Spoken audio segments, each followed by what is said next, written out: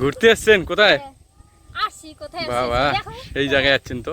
হ্যাঁ সেই লাগতেছে তোমাকে। তাই হ্যাঁ একেবারে সেই লাগে নিচ্ছি। তাই হ্যাঁ সেই লাগে। বাপরে দাদা দাদা বলে আসছেন?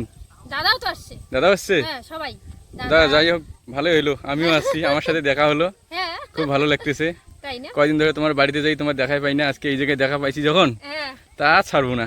আচ্ছা ছাড়বো না বলতে আমার কাজ যেটা আমি করি সেই কাজটা আজও করবো আমি, এখানে যেহেতু দেখা পাইছি। হ্যাঁ হ্যাঁ হ্যাঁ দেখা পাইছি তো, হ্যাঁ তাই এখানেই কাজটা চালিয়ে নেই। তাই না? হ্যাঁ একদম একটা দুষ্টু মিষ্টি দাদা নিয়ে আসছে আজকে। আচ্ছা এখানে দাদার উত্তরটা দিয়ে যাওয়া কিন্তু বাড়ি যাওয়ার আগে। হ্যাঁ ঠিক আছে। আর যদি উত্তরটা দিতে পারো হ্যাঁ তাহলে এবার দুর্গাপূজা আমার সঙ্গে ঘুরতে নিয়ে যাবো। ঘোরার জন্য এত কিছু? হ্যাঁ তো আর দেরি না করি, হ্যাঁ। দাদা যেহেতু আছে তাড়াতাড়ি হ্যাঁ। ধাঁধাটা শুরু করি। হ্যাঁ ঠিক আছে।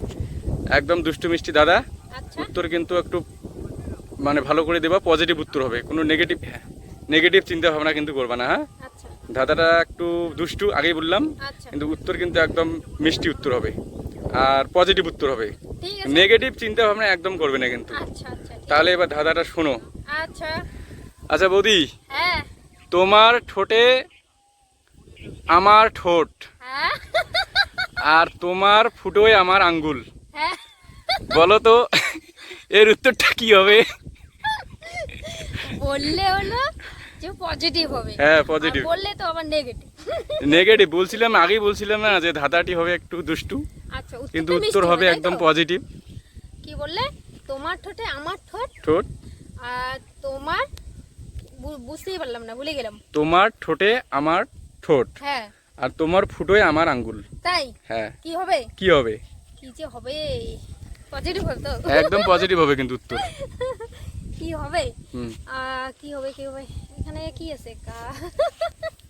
তোমার ফুটোয়, তোমার ঠোঁটে তোমার ঠোঁটে আমার আমার ঠোঁট, ঠোঁট, এরকম কি হতে পারে তাহলে?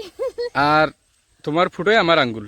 আচ্ছা তোমার ঠোঁটে আমার ঠোঁট, তোমার ঠোঁটে আমার আঙুল, হুম। এটাই তো? হ্যাঁ কি হবে?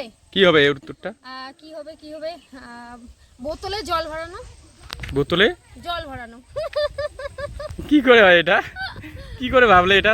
কি করে ভাবনাটা আসলো? যেহেতু বললে যে উত্তরটা পজিটিভ হবে, পজিটিভ। হ্যাঁ আমি তো পজিটিভই মানে ভাবি সব সময়। ঠিক আছে, দাদা শুনতে একটু খারাপ হলেও আমি পজিটিভ ভাবনাই ভাববো, তাই তো?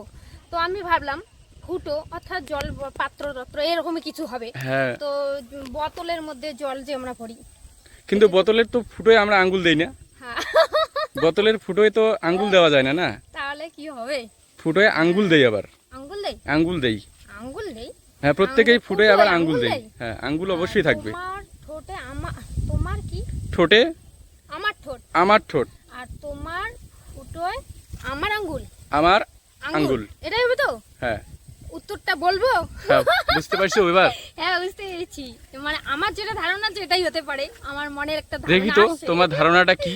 কি হবে? হ্যাঁ মানে চায়ের কাপে যে আমরা চা খাই, চা হ্যাঁ। মুখ দেই, তাই মানে চায়ের ইসে তো আমরা মুখ লাগাবো, তাই তো? হ্যাঁ মুখ লাগিয়ে মানে যে ঠোঁটে চাটা ঠোঁট। খাই, ঠোঁটে ঠোঁট লাগে। চায়ের আর কাপটা চায়ের হচ্ছে ঠোঁট, কাপের যে একটা ইসে থাকে ধরানোর, ওই ফুটোটা। আঙুল দেই, ফুটোর মধ্যে আঙুল ঢুকে চা খাই, পান করি আমরা, এটাই হতে পারে। এটাই হতে পারে। হ্যাঁ আচ্ছা দর্শক আমার বন্ধুরা, মনে হচ্ছে। বৌদি যে উত্তরটা দিল তার সাথে যদি আপনারা একমত হয়ে থাকেন তাহলে অবশ্যই কমেন্ট করে জানাবেন।